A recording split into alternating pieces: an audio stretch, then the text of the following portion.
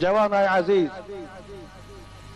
خیال نکنید که ما در شهرهای روسیه هستیم کسی از ما خبر ندارد.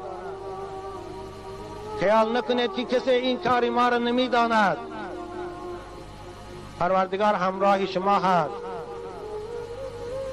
ملائکه ها همراه شما هست، اعضاهای بدن شما بالای شما ده شاهد است، زمین در بالای شما شاهد است. روز قیامت روز است که الیوم نختم علی افواههم و تکلمنا ایدیهم و ارجلهم بما كانوا یعملون. خدا زبانها را مهر میزند، اما دستای شما، پاهای شما بالای شما ده شاهدی میتید. شما خیال نکنید که این کردار ما پوشیده میموند. در پیشگاه خدا که